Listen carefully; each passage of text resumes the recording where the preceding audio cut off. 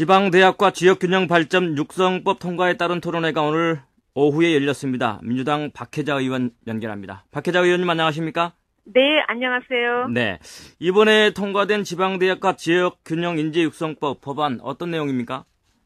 네, 이 법은 기본적으로 이제 지방대학을 육성하는 법을 네. 이용섭 의원이 내셨고, 네. 또 새누리당에서 김세현 의원이 내셨어요. 네. 그래서 이제 저는 지역균형 인재 육성법이라는 이제 법을 냈습니다. 그래서 네. 이 세 가지 법이 병합심사돼서 대안으로 마련된 법입니다. 그래서 법의 내용은 이제 우리 그 지역 대학 학생들을 졸업에 있어서 그 취업의 공무원이라든가 또 공기업이라든가 네. 또 300인 이상의 대기업의 경우에 일정 비율 이상을 할당하는 내용을 담고 있습니다. 지금 이제 법안이 이제 마련되는 정도군요. 네, 법안이 이제 통과가 됐죠. 아, 통과가 그래서 됐습니까? 예, 네. 정식으로 본회의에서 통과가 됐고 네. 올해 1월 1일부터 시행된 이제 상황으로 있습니다. 오늘 이제 구체적인 시행령은 이제 정부에서 마련할 예정으로 있고요. 네. 지방대학 육성을 위한 토론회가 오늘 열렸는데 어떤 네네. 얘기들이 나왔습니까?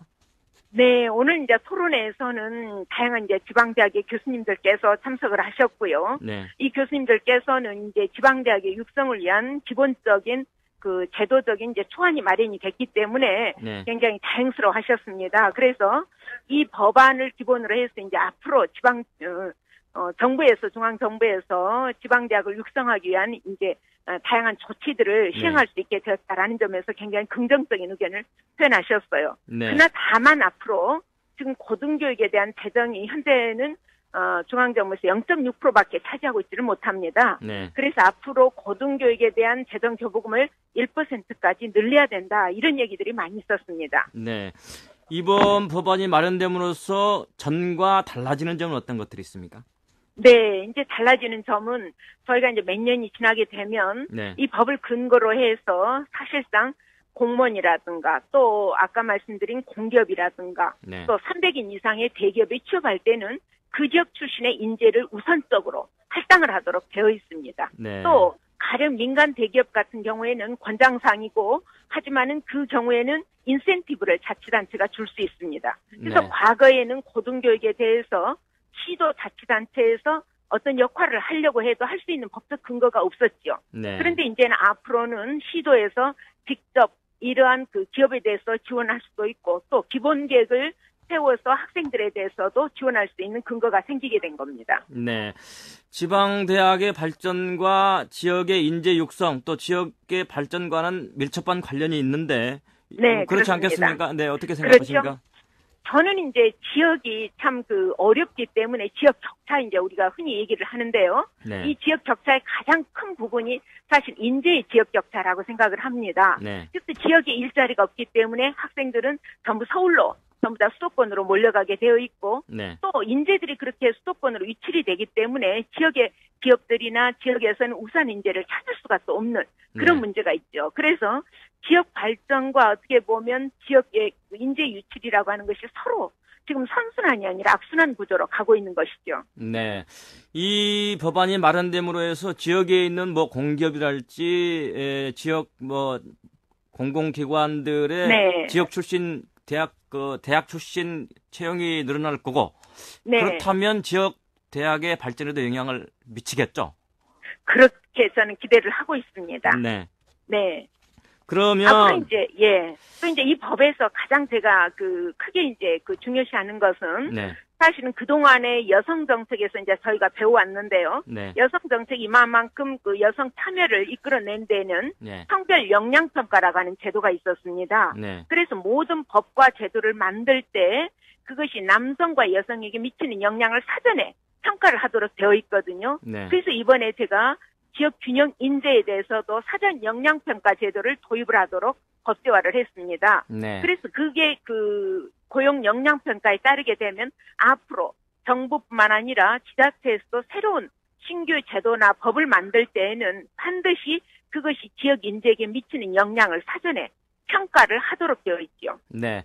지금 지역의 인재들이 수도권, 서울 수도권 대학으로 가는 것은 뭐 막을 수는 없겠습니다만은 네. 이 불평등이 너무 심화되게 되고 있다는 게 문제 아니겠습니까? 네, 저도 그렇게 생각을 합니다. 네. 지역 인재 육성을 위한 체계적인 지원 방안이 이 법으로서 마련될 수 있다고 보십니까?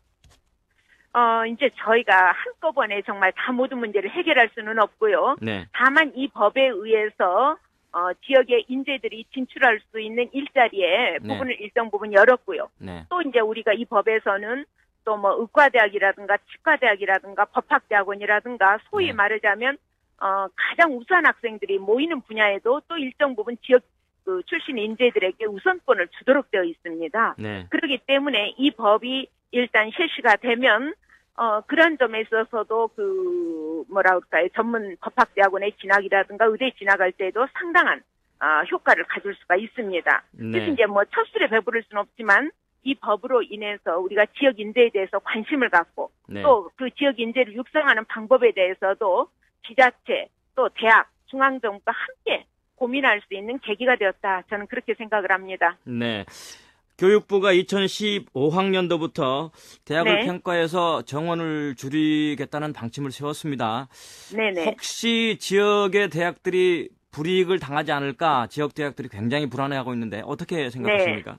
저도 지역 대학으로부터 그런 얘기를 많이 듣고 있습니다. 네. 그래서 이제 제가 지속적으로 교육부하고 조율을 하고 있는 것은 네. 이렇게 이제 5단계로 할 때 그 지역의 특성을 반영을 해줘야 된다라고 네. 하는 것이고요. 또 지역 대학들이 거기에서 불이익을 받지 않도록 네. 지표를 조정하는 그러한 노력도 저는 필요하다라고 봅니다. 네. 그래서 어떤 평가 지표는 가령 우리 지역 같으면 취업률이 굉장히 어렵습니다. 네. 산업 그 구조 자체가 그렇게 되어 있기 때문에 네. 그 평가 지표를 좀 차등화한다라든가 네. 또 우리 그 학생들의 뭐 정원이라든가 감축률이라든가 이러한 것들도 또 교수 충원율 이러한 것들도 상당 부분은 또 그 절대평가 지표로 바꿀 필요도 있습니다. 그래서 네. 그러한 지표에 대해서 논의 중에 있고 또 우리 지역 대학들이 불이익을 받지 않도록 저 역시 관심 갖고 살펴보고 있습니다. 네. 지역을 위해서는 의미 있는 법이라고 생각하는데 앞으로 이런 법들 지역의 발전을 위해서 어떤 노력을 하실 생각이십니까?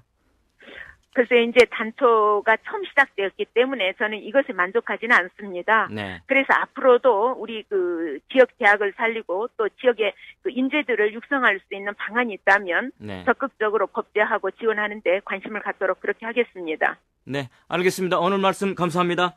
네, 감사합니다. 네. 지금까지 민주당 박혜자 의원과 함께했습니다.